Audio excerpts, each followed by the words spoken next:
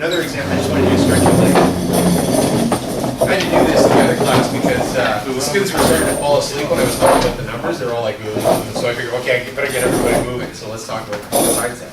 So another example of this would be the jump up and down action. Okay? When a character is standing in this position like this, if I want to jump up, what do I have to do?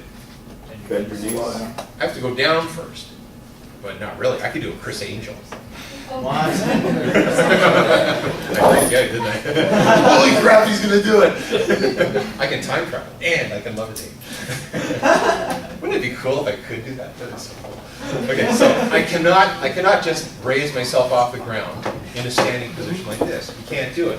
In order to go up, you've got to anticipate by going down, by bending your legs, because your legs are going to propel you up, right? They're the power that's going to throw you up into the air. So you bend down like this, and you drive your arms up, and you straighten out your legs in order to put yourself up into the air. Once you reach your high point, gravity takes over, and I come back down. Now, notice what I'm doing with my legs. My legs are bent, okay? So when I reach the high point, they straighten, and then I bend them because I've got a cushion as I hit the ground. If I don't, if I keep my legs rigid and straight, my back is going to absorb the impact, and my spine is going to go like that. And I'll probably go, okay? So you don't do it. So you react in a way that's going to cushion your body. We also bend ourselves down like this, so we absorb the impact.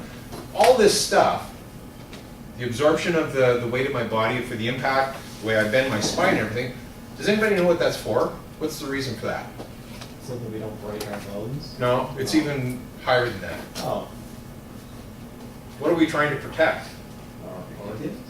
No, more important than that. Our brains? Our brain. Yay! We're trying to protect our brain, right? The sudden impact. If you were, I don't know if you've ever done this as kids. I'm sure everybody's done it at some point. I'll just do it on a very small level. Okay, if I jump up and down, I keep my legs straight and everything rigid. Oh, that's a hard impact. That's causing the jelly-like substance of my brain to go slosh.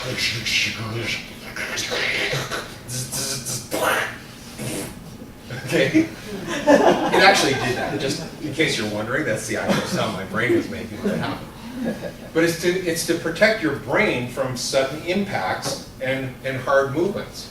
So we cushion it by absorbing the impact with our legs and softening it up with our spines to slow ourselves down. So when we reach our low point, we then come back up again. These are shock absorbers, right? We're dissipating the energy of that impact by cushioning and softening the blow by doing this type of bounce. Shock absorbers in a car. Same thing on the wheels. Okay? So we're using different parts of our body in different ways to absorb the impact or soften up movement or to anticipate or to counterbalance a movement as well. That's the whole purpose of any type of a movement in our body. Now, how long does it take for a character to do a sidestep? It depends. It depends. It depends on what your character is sidestepping. Okay? So if there's a cannonball coming towards me and I'm going, whoa, there's a cannonball coming towards me, I'm going to do a quick jump like this. Okay? There might be a subtle little like that type of an action to get me out of the way. Right? If it's something where I see a pretty girl over here and I don't want her to notice that I'm trying to get close to her, I might go, yeah, point that she's right there. Okay? So it's a softer, smoother, more subtle type of a movement. If I really didn't want her to notice, I might something like that, right? Anybody ever done that in high school? You know, there's a cute girl and you want to stand there, or a guy and you want to stand close to them, you try and get closer to them as much as you can. It all depends.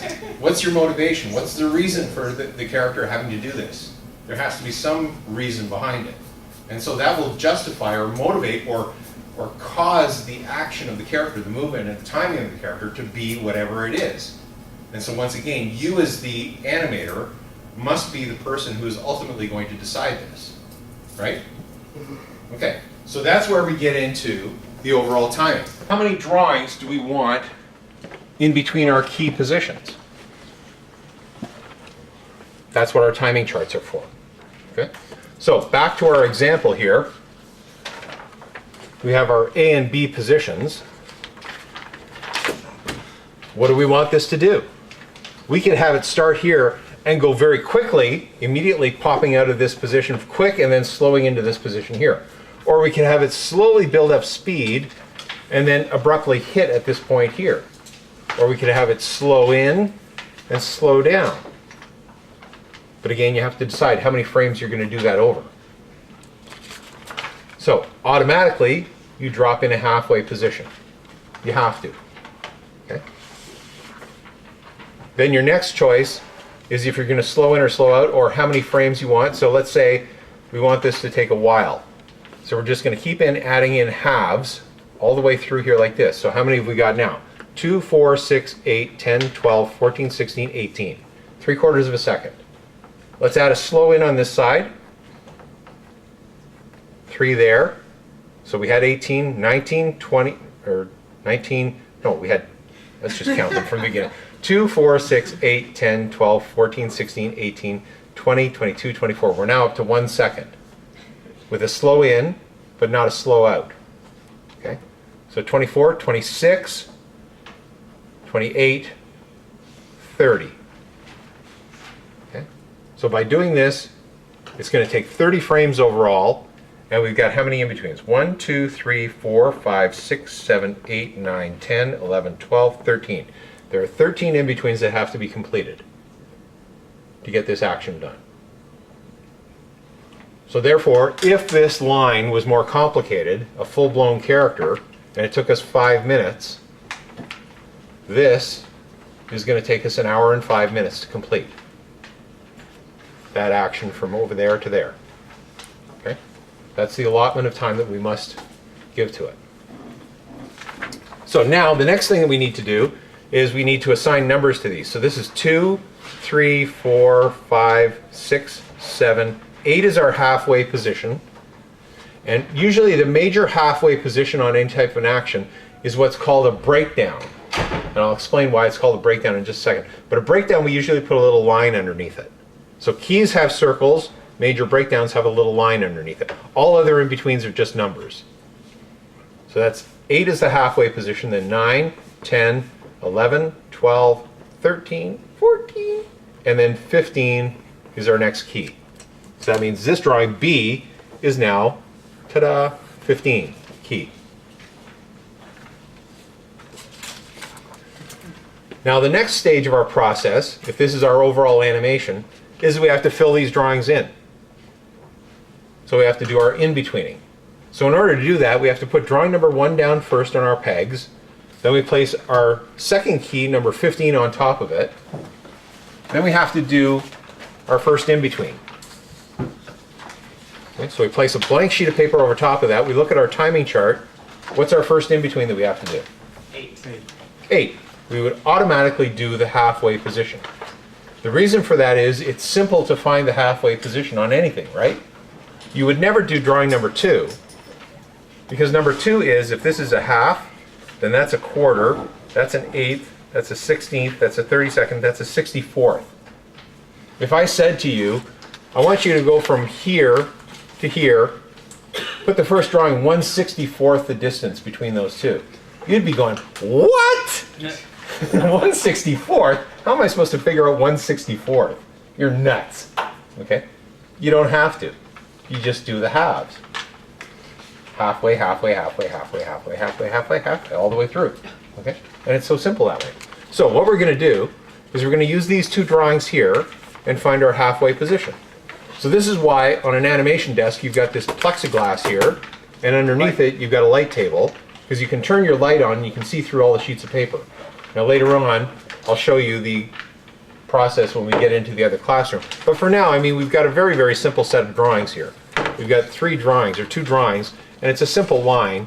And what you can do is you can just line up your papers like this, and you can see through this first sheet here that your number 1 is, or your number 15 is right there, and your number 1 is over here. You can just flip the pieces of paper like this and get a sense of where it is. It's right there.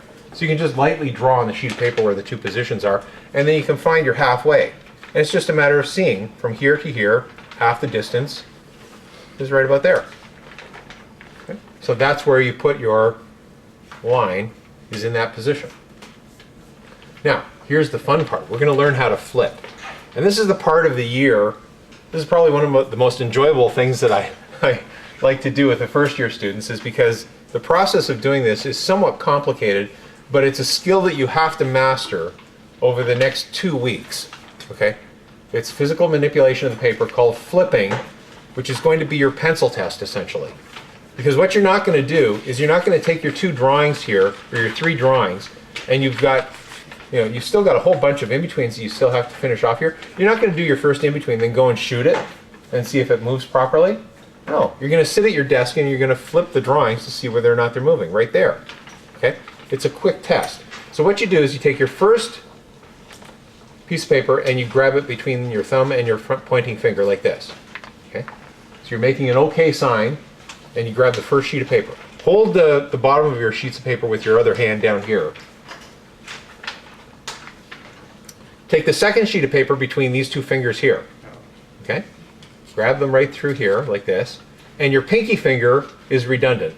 So take an X-Acto knife and cut it off. Ever wonder why cartoon characters only have 3 fingers?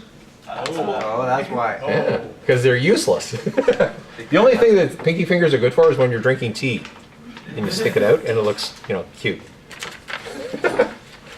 Okay, or you've got really small nostrils and you're trying to pick your nose.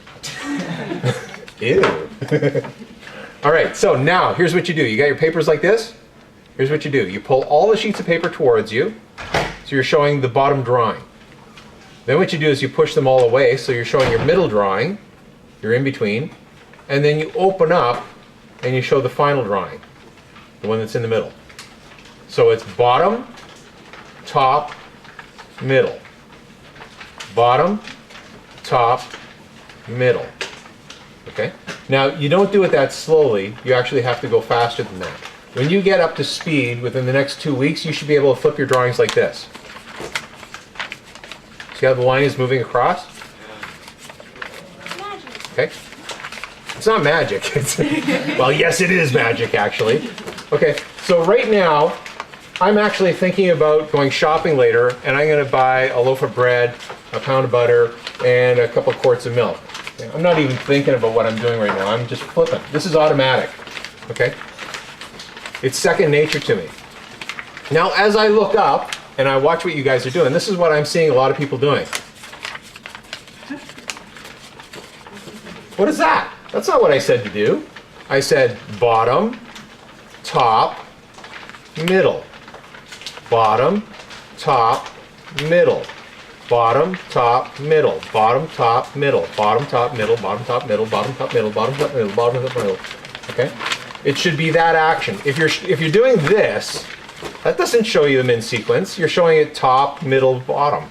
Bottom, top, bottom, middle, top. You're just flipping them in order of the sheets. You have to go bottom, top, middle. Bottom, top, middle in order to see the action properly. Okay? So now, here's the tricky part. Those of you that have been flipping with your right hand, do you draw with your right hand? Yeah. So guess what? You're going to have a pencil in your hand. You have to flip with your left hand. Okay? So grab the paper in your opposite hand, and it's bottom, top, middle. Bottom, top, middle. Bottom, top, middle. Just like this. Okay? So this way, I can flip my drawings like this, and I can look at the action, and I can determine whether or not this line that I've just drawn here is in its correct position. If it's not in its correct position, I can see it by flipping the action to see it moving back and forth, and I can go back in and I can erase it and draw it in its proper position. Okay? So it gives me an automatic check to see whether or not I'm doing the correct thing. Okay? So you should be able to flip with your left hand or your right hand, your left foot or your right foot. I'll work on that. Yeah, work on it. It's getting it between your 2 toes over here. It's your little toe that's always getting in the way. Yeah. Yes? Now, would you want us to draw the timing charts on every key? No. No? Oh, on every key, yes. Yes. Yeah? Every key has a timing chart. If you're going to another key, Yeah, so you have to know. Know the timing chart. Yeah, you have to know what the next position is going to be and what the timing is going to be on. Okay. But you don't put timing charts on your in-betweens. No. Okay? So this sheet here, this first halfway in between, is my breakdown number 8. It's still a key though, right? No, this is not a key. This is an No. in-between. Isn't the middle usually always a key? No? Your keys are the extreme positions. Okay. Okay? It's when you start someplace and you stop someplace and you change direction. And it moves in a different direction. The halfway in between is called the breakdown. Now the reason it's called a breakdown is this. In this action that we've had taking place, and by the way, you should be practicing this for over the next 2 weeks. This should be something that you're doing as much as you possibly can. I should see Popeye arms by next week, okay, from this action. Right? No, seriously, you do have to practice this, because if you don't master this skill, okay, you will not be able to check your stuff ahead of time, and you won't be in control of what you're doing. All right? Imagine this. Imagine you have a piece of animation. And let me just grab some of my animation here.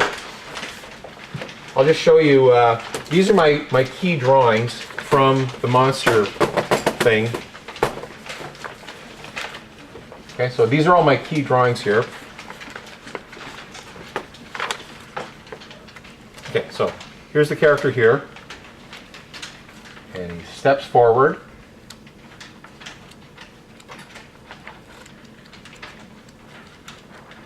Jumps. Stomp, stomp, stomp, turns, stomp, and starts laughing. Wah-ha-ha-ha-ha. Huh? And then stops. Okay? So those are all my key positions for this overall action. And some of them are breakdowns as well. Okay, so let's say I'm doing my in-betweens here. I've got this key here, and I'll grab my next key, which is this position here. From here to here. Okay? So it's a stepping action. Or his hips are moving here, his foot is going straight down, his head is going slightly down and back. See the position of the horns? They're going backwards. This is the anticipation part. This is actually overlapping action, where his body is going like this. That's the action of the body. His horns are going this way, while his hips are going in this direction and his foot's going down. Yeah. I have a quick question about that. This might not pertain to anything, but this is because I've had to do this kind of stuff. Now, do you animate each section of his body separately as arcs, or do you animate it all together? It depends. Depends on what the action is. So for this one here, I mean, I acted it out myself, so I knew what my body was going to be doing. So I would do the entire drawing of the character in this position, and then I take a blank sheet of paper, put this one down, and I draw the entire body, knowing what every part of the body was going to do. Okay, but as I'm drawing it, I'm also flipping back and forth this way. I'm doing a 2-drawing flip to see whether or not the line that I've drawn there is actually doing what I want it to do. Okay, and if it's not, then I change it, or I throw the entire drawing out. Okay, and then I start again. So now when I go back to in between this, okay, think of it in these terms. I've got these 2 drawings here, 21 to 25. Okay, I've got 3 in-betweens that I have to put in on it. There's 23, or 2 in-betweens, 22, 23, and 24. I've got 3 in-betweens. So therefore I'm going to do my first halfway in-between. And let's say I'm doing my halfway in-between. I'm drawing all the lines and everything, and I'm just drawing, but I'm not doing any flipping at all. Okay? Then let's say I go to shoot it as a pencil test and I realize, oh, that's all wrong. That position was incorrect. But I've already done the other in-betweens for it as well. Because I did the halfway, then I did the 2 quarters on either side. Because this halfway position is wrong, my 2 quarters are wrong as well. So therefore I have to scrap the 3 drawings that I've done, which if it takes me 15 minutes per drawing, that's 45 minutes of my life wasted. Gone. Because I didn't check to see whether or not I was doing what I was supposed to do. So that's why when I do my in-betweens, I have to flip the drawings in that sequence to make sure that my line, every single last line that I draw, is in its proper position.